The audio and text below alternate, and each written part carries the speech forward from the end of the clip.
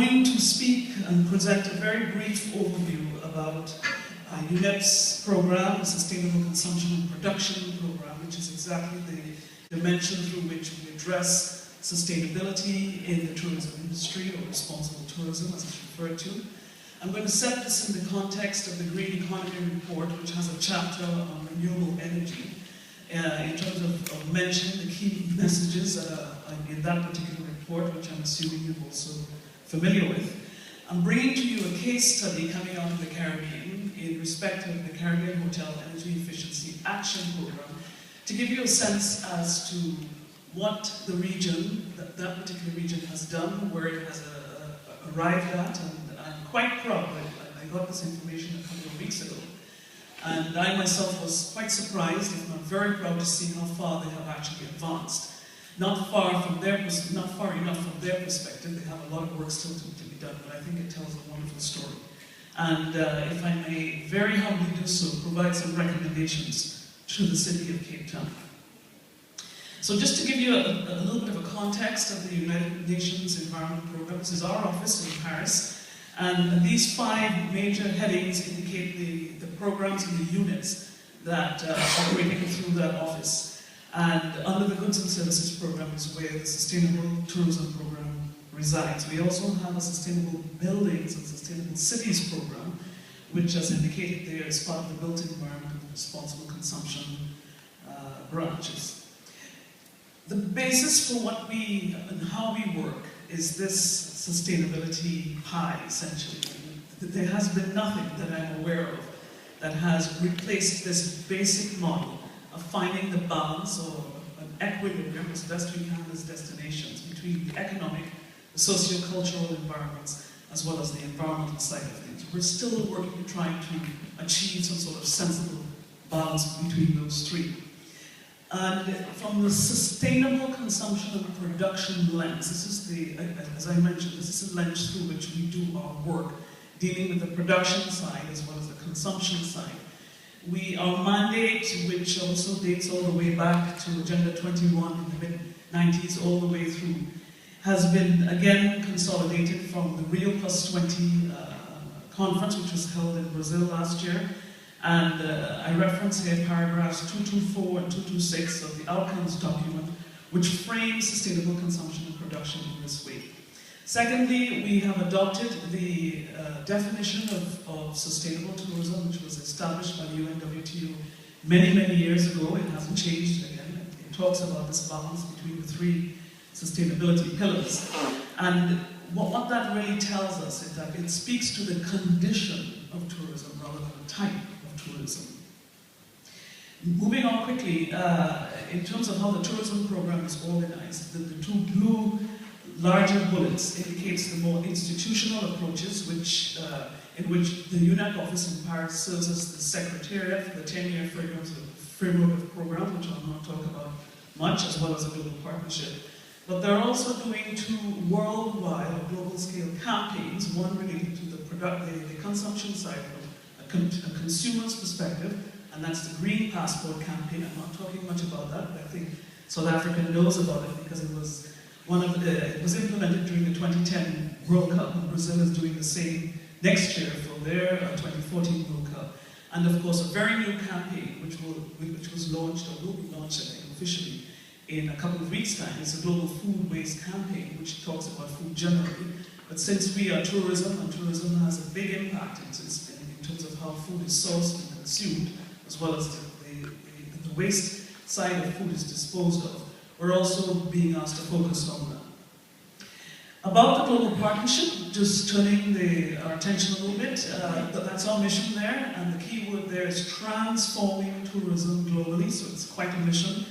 And the 3 bullet points below summarizes the value that we have, or that we are trying to give to our stakeholders in terms of networking, bringing them together to talk, and very often, as you know, I'm sure, as public officials, they don't speak the same language as private sector.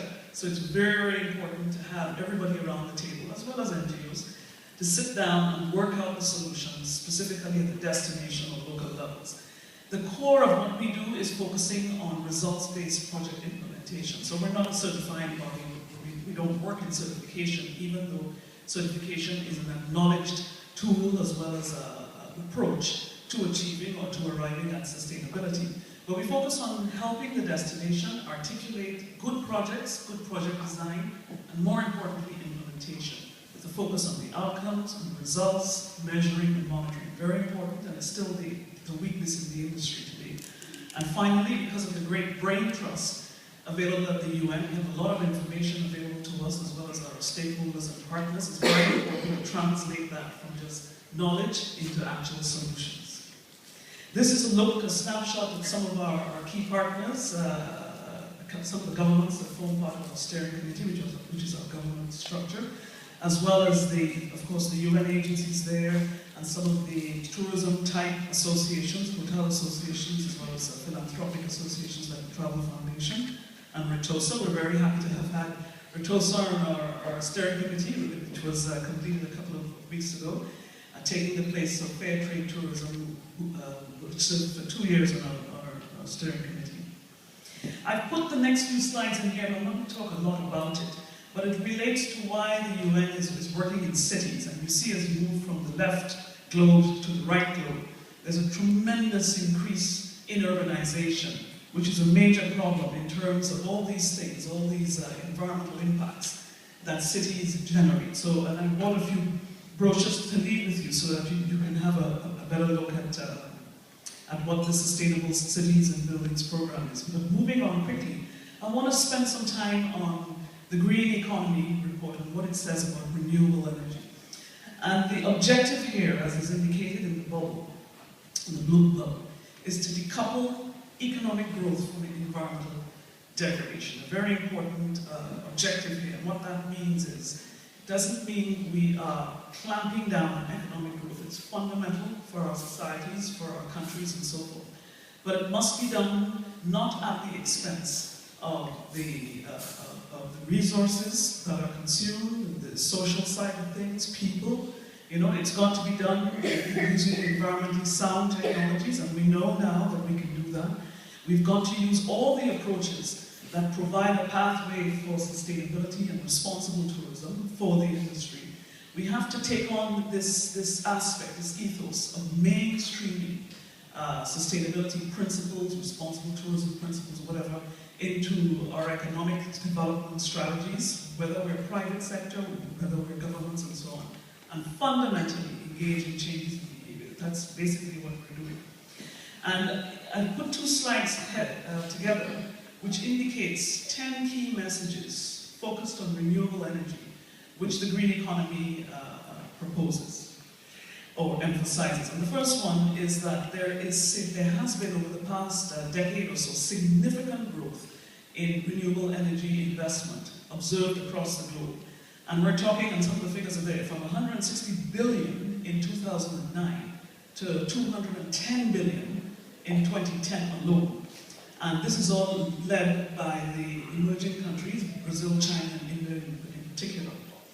It is felt that, and the Green Economy report argues that the renewable energy, if we take the pathway of renewable energy alone, it can satisfy the global demand for energy services. That's a remarkable a statement, and I think that one that is very important in terms of what we're trying to accomplish here. It also promotes energy security, and in some cases where, as I will show in the Caribbean, where some regions or countries are heavily focused on fossil fuel-based energy and so on, I think that it also creates a situation where there's very high cost, and I'm sure some of the operations in here understand that. And what has been proven is that an approach to renewable energy is scalable now, and it can be more accessible to the more impoverished sector of societies. Renewable energy has also been proven to be, in this report, important for, as a global strategy, eliminating energy poverty, as they call it. And this is principally because of the solar approach and so forth. You know, I think that there's a greater abundance of renewable energy. As we go forward, in terms of I don't have much time, but here are some of the other things that we can talk about, and I'll leave it to you to read it. Let's look very quickly at this, the CHENACT project, the Caribbean Hotel Energy Action Project, which was a 3-year project in its first phase, designed specifically for Caribbean hotels, and it was executed by a consortium of tourism-based organizations in the Caribbean and funded by the Inter-American Development Bank, which is the hemispheric bank for Latin America and the Caribbean, UNEP, DTIE, and some others. This graphic was astounding to me when I first saw it, and in the second half of the graph, towards the right, these are the absolute smallest islands of the Caribbean. And this is where they have the highest cost factor, and perhaps they are some of the highest costs for energy based on fossil fuels in the world. And it's astounding. It's the reason why they should engage in energy conservation. And this is a breakdown based on some very detailed audits done about 40, 50 hotels across these countries of the energy consumption mix. And it's actually showing an improved figure from when I used to work in the Caribbean a few years ago, where air conditioning is now down to less than half in terms of the consumption, the energy mix. It used to be 60% of the energy mix. And shown here in terms of the hashed shading in the pies there, is the savings from air conditioning electricity because of some of the conservation measures used by the hotel. This is a graphic I like the most, because it shows here for 3 or 4 categories of hotels in the Caribbean. This is how they have categorized the hotels. 50 rooms and less, small hotels. 51 to 100 rooms, and 101 to 200 rooms are sort of medium-sized hotels, and greater than 200 rooms are very large hotels. And here indicates the investment, the initial investment for renewable energy technologies, as well as the behaviors and so forth, in terms of the blue bars, to the energy cost savings accomplished, as well as the net savings, which is the difference between the two. What is key to emphasize here is that some properties, I'd like to say, as they do in the Caribbean, we're too small to be doing this. It doesn't make sense. This is where the biggest savings in energy has been accomplished, at least 3 times the initial investment. And I mean, what you see in terms of the size of the bars as you go to the right, it's just a question of scale here. But they have been able to save 3 times the cost of their initial investment in R&D technologies and so on, in terms of their operations. This is significant. This is why they should get into it. This is the business case, essentially. Okay? And here, I'm only going to ask you to focus, I've put this slide, I'm going to focus on the very last comment, on the very last column, which indicates the kind of payback period that these properties have experienced from the equipment that's listed in the first column, the renewable energy type equipment that have been purchased. Very simple stuff, controls, lighting, solar, water heating, etc. And I'll leave you to read the details on the slide, but I want you to focus on the things in red here. Because what this study, the CHENACT study, concluded for the energy sector in the Caribbean, and I'm wrapping up now, is that at least 20 to 30% potential savings is available right away from implementing these simple changes in behavior as well as technologies. With a payback period in some cases less than 5 years, generally, even a few months in some cases. But what they also did, and this is the last tick there, is that they have completed, or they have extrapolated based on these studies, if the entire hotel sector in the Caribbean were doing these things, they would save something like 3 million tons of carbon dioxide equivalent per year. And I've put in some comparative figures as to what some countries are emitting, according to some global tables posted on the internet. So you see, potentially the Caribbean hotel sector is emitting at the level of countries, which is ridiculous. So even though it might be small globally, it's a global figure. This is the reason why I think we have to do this as a national strategy. And I'm not going to talk much about that slide, I'm not going to talk about that. But what I do want to do is to very quickly and wrap up and provide some of the recommendations here. These are the last 2 slides. The first 3 points here indicate how you must organize as a city, and you've done it already, I think you've said that. The policy framework is fantastic, Becky Thember and as well as Montaleo has talked about it. Stakeholder management has to go well beyond the consultation. We have to work together. We have to share the planning. We have to share in terms of partners and risks and rewards of setting the targets and accomplishing it. You talked about supply chain management, absolutely fundamental. This is the infrastructure through which responsible tourism will be accomplished, must be accomplished. The next 3 points which relate to how to achieve success. And we have to bring more coherency between not only the interagency public sector programming, but the private sector NGOs. People have to be singing from the same song sheet. They have to be measuring, they have to be reporting. We have to get over this hurdle about sharing information as well as reporting on performance. I think this is important.